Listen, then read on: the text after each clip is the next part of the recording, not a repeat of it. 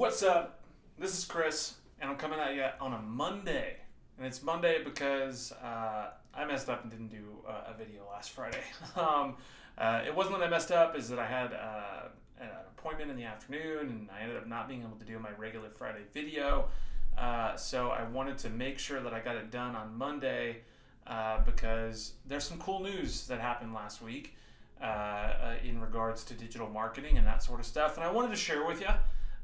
Couple of changes for this video. Change number one is there's no beer today because it is Monday, and I try not to drink beer on Monday because I like beer a lot, and if I drink it every day, I'd weigh more than I do now, and I wouldn't get as much done. So trying to be a responsible adult there.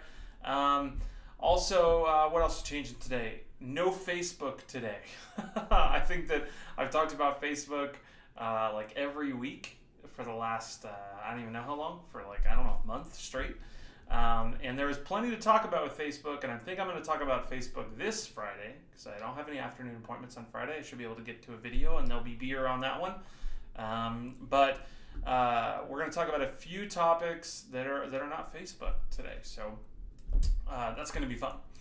And this video should be pretty short. I think that we're going to get this one done probably in about 10-15 minutes. Maybe it's just because it's Monday and I can knock it out faster. Maybe because there's no beer, I won't want to ramble as long.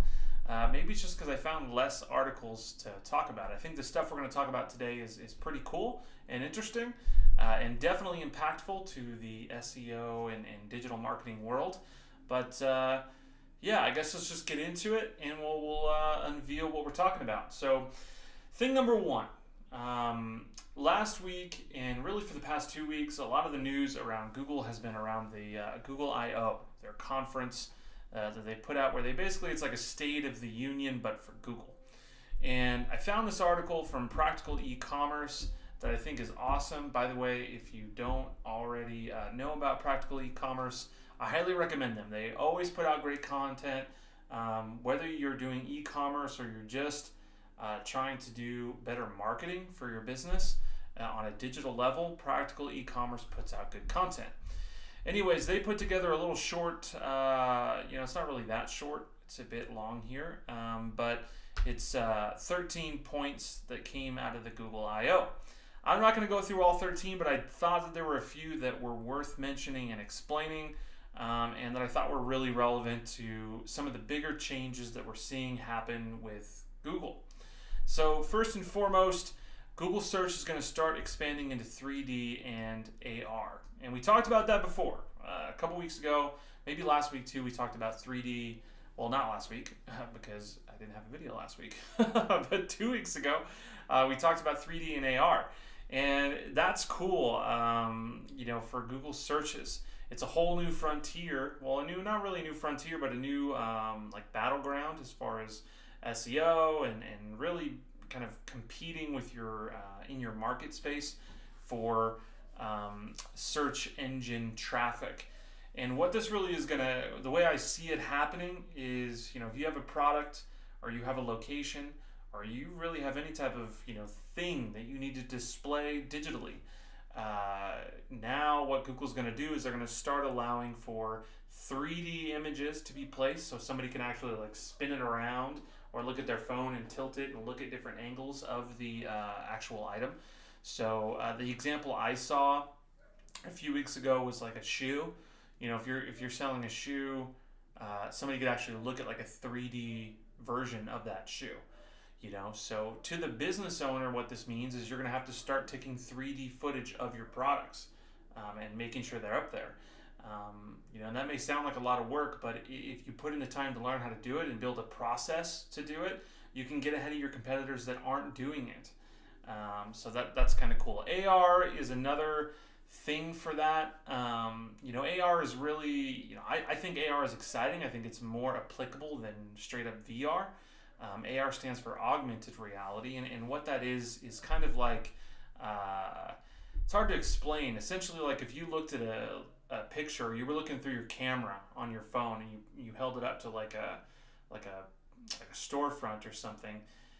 AR would show you some information through your camera that wouldn't be there in like the real world. So AR results are going to be in search results pages. Now, how does that actually look?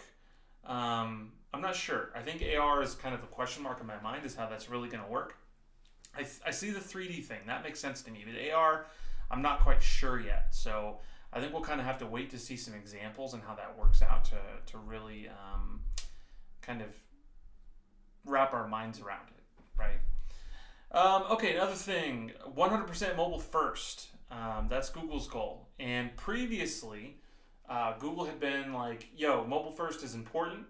I think Practical E-commerce says here, 50% of sites in Google's index are mobile first. But now they're saying, nope, we want it all to be mobile first. So what that essentially means is that if your website is not mobile responsive and it's not mobilely enhanced and there isn't a good experience from a mobile perspective, you're not going to rank on that first page.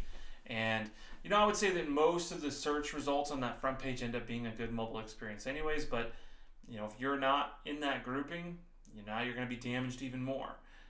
Also, the better your mobile experience is, the more likely you are to kind of get some positive points in that ranking.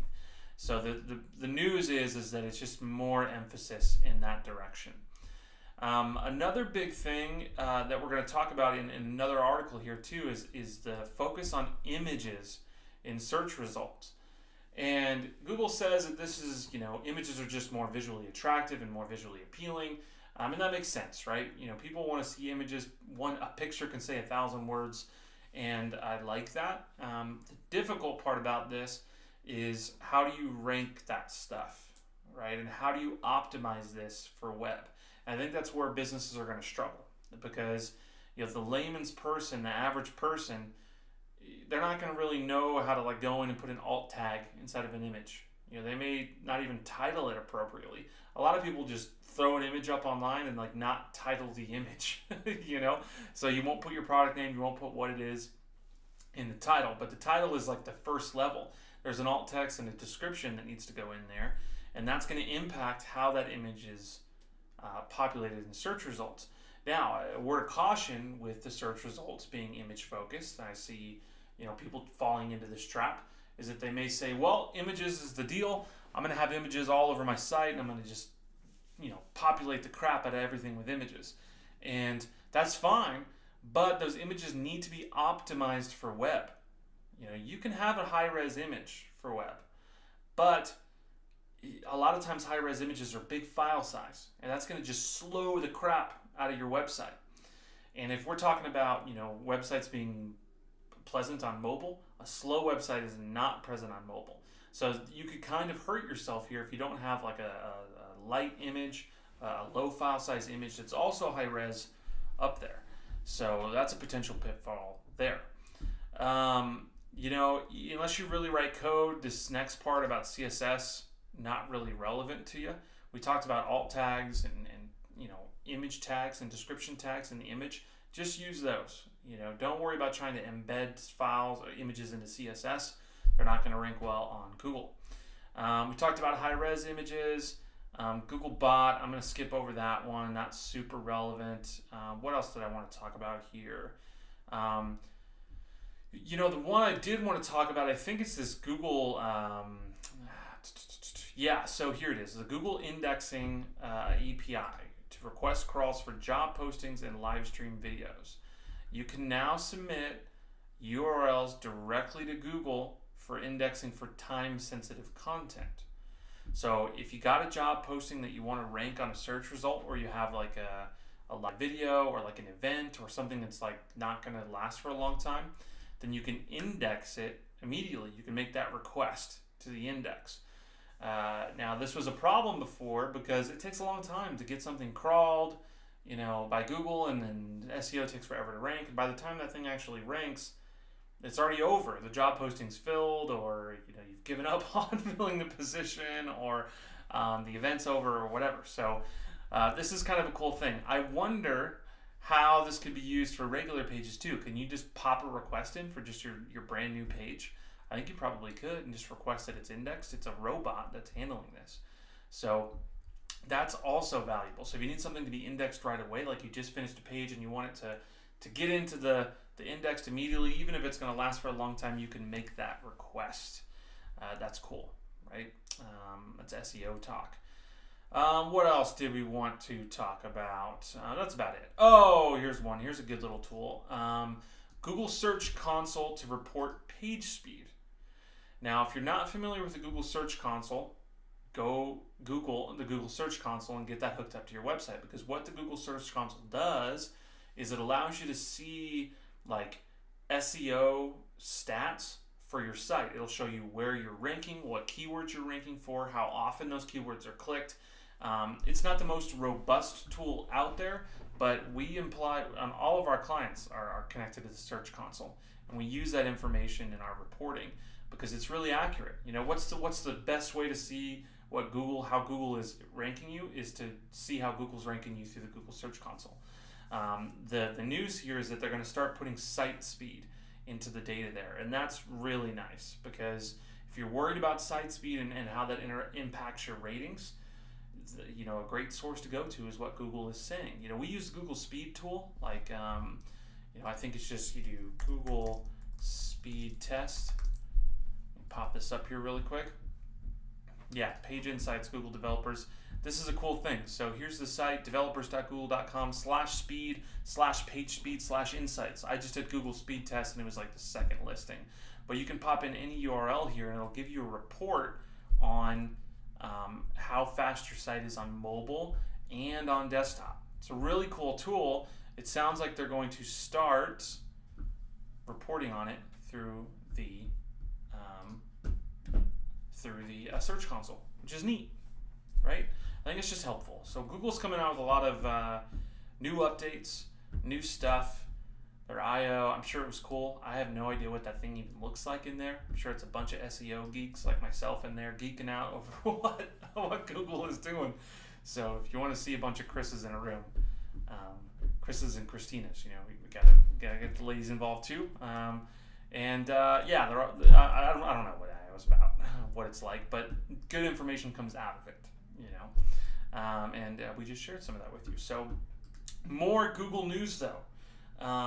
This has to do with the Discover feeds. So let me flip over here. This is like exciting. I was talking to my business partner about this, and this one's cool. I think out of all the stuff that we're really keeping our eyes on with Google is this Discover feed. And essentially what this is that, you know, on Google search results on mobile, there's going to be these like ads that are going to be displayed.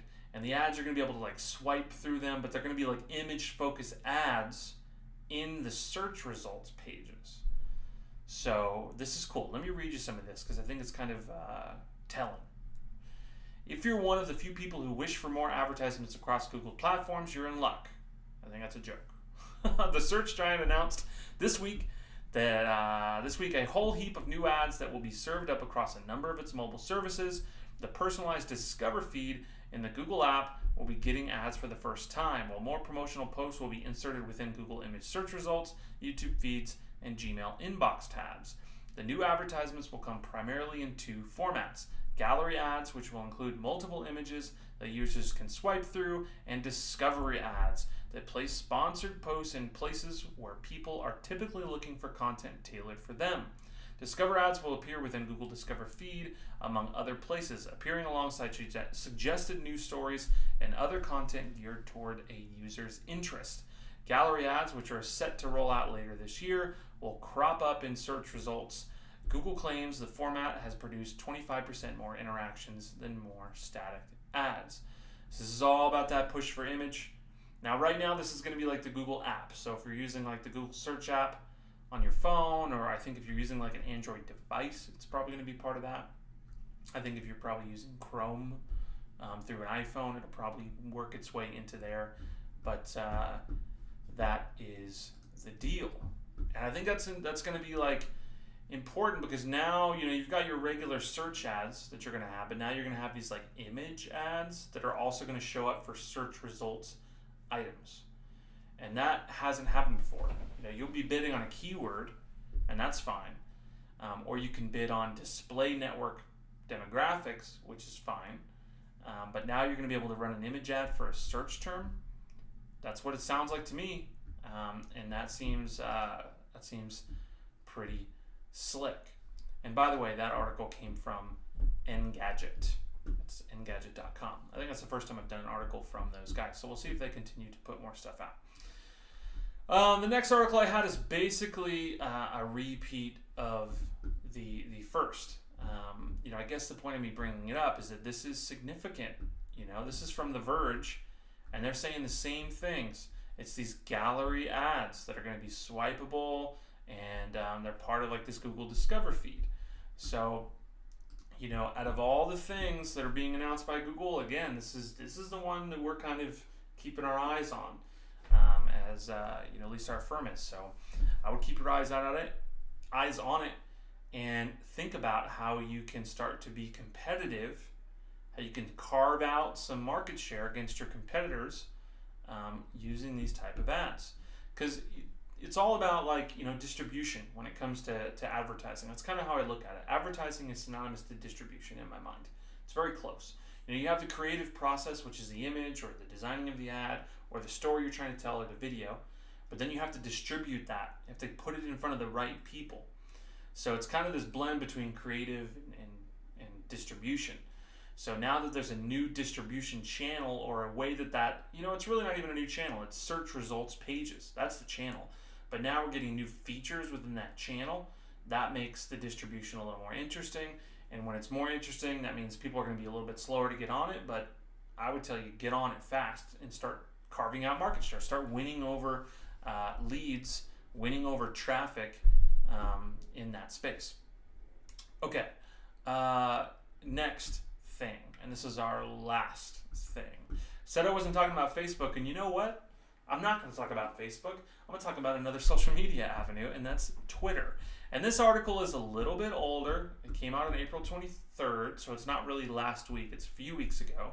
But I was doing some search for news articles, and I was like, we don't ever talk about Twitter. So we should talk about Twitter, because I think that with all the hullabaloo, the hoopla going on in Facebook land, marketers and users, really the users are more important, are going to other platforms. I certainly use Twitter way more than I did a year ago, or 2 years ago even. Exponentially more than I did 2 years ago. And that a lot of that has to do with Facebook not being as, cool for me. Like I'm never on Facebook unless I'm doing something for one of my clients. But I'm on Twitter for my own personal benefit. And I think a lot of people are thinking like that. I also think that advertisers too, and the numbers are supporting that. So Twitter's 18% year over year ad revenue shows marketers investing more in the platform. Twitter saw an 18% increase in ad revenue year over year, generating $679 million during the first quarter of 2019, according to its earnings report released on Tuesday. Total revenue was also up 18% year over year at $787 million. This is from the Twitter's CFO, Ned Siegel. We've never been more confident in our strategy and execution and see a great opportunity to grow our audience and deliver even more value for advertisers. I tell you what, I've done a little bit of Twitter advertising, and I like it. It's pretty straightforward. You buy a tweet, you tweet, and then you pay to promote that tweet, and you can target where it goes. It fits right. It's very native. It fits right into the whole entire platform. It's not super obvious that it's an ad. In fact, they have the little promoted thing, but it's not like blatant that it's an advertising. And so let me backtrack that. Sometimes it is. Okay, sometimes it's way blatant because of the way someone portrayed the ad. It's like blatant advertisement, But if you're clever with how you're structuring that tweet, you can make it look real native and get more depth, through the read through. I don't really know a way to track this, but how far someone reads into the ad is probably a sign of success. If you can get someone to read 8 words into your ad, that's better than someone who reads like none or 1.